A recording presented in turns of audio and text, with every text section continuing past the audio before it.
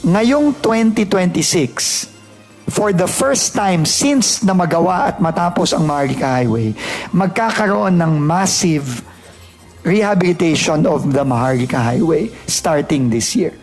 And when I say massive, I mean all segments na sira ng Maharlika Highway ay aayusin natin mula north hanggang south.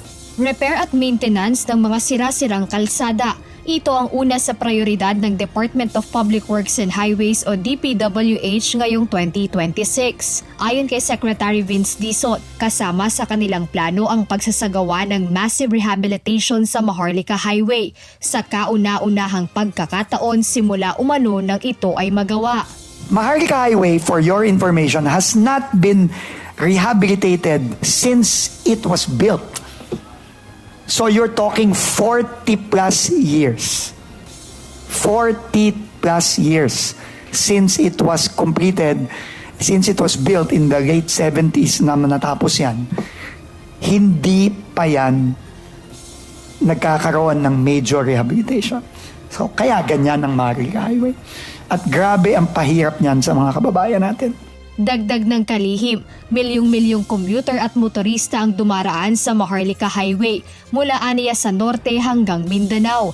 Kaya ngayong 2026, target ng ahensya na masimulan itong ayusin upang maibisan ang malalang kalbaryo ng mga motorista at biyahero dahil sa sira-sirang bahagi ng kalsada. Ayon kay Secretary Dizon, lahat ng bahaging sira mula north to south ay kanilang target magawa kaya malaking halaga aniya ang magagastos para rito. Wala pang final cost but I think minimum it's about 16 billion.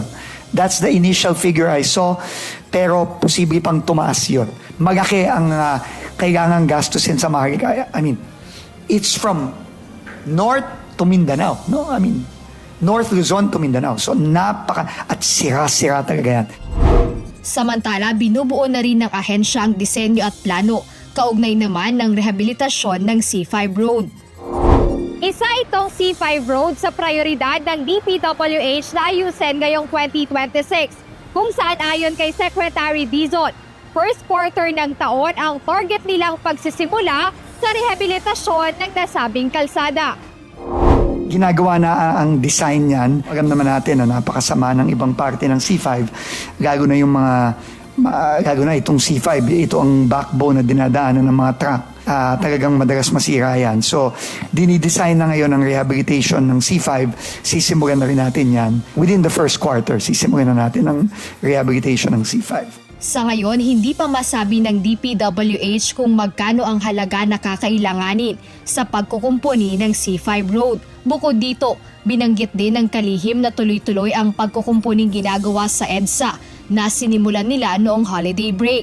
Ayon kay Secretary Dizon, asahan ang reblocking sa ilang bahagi ng EDSA, maging ang pag-aaspalto ng ilang daan. Sa kanyang pahayag ngayong araw, ipinaliwanag ni Secretary Vince na hindi nagamit ng tama ang budget noong mga nakaraang taon na para sana sa pagpapaganda ng mga kalsada sa buong bansa. Kaya ngayon, titiyakin na nilang gawin na maayos, tama at mabilis ang mga proyektong kanilang pinaplanong masimulan ngayong 2026.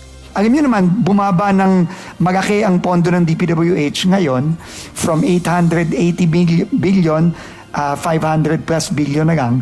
Pero ngayong taon na to, kahit na bumaba ang budget ng DPWH, papatunayan natin, kahit mababa ang budget ng DPWH kumpara sa ibang mga taon, mas marami tayong magagawa, mas marami tayong maaayos, mas marami tayong marirepair at gagawin natin ng maayos, ng tama, ng mabilis, at ng mas mura pa. Bukod sa mga nabanggit na kalsada, tututukan din ng DPWH ang pag-aayos ng iba't ibang tulay sa bansa at tapusin na rin ang mga bitin na kalsada at tulay. Jed Neresina, UNTV News and Rescue. Diyos ang aming sandigan, serbisyo publiko ang aming pinahahalagahan.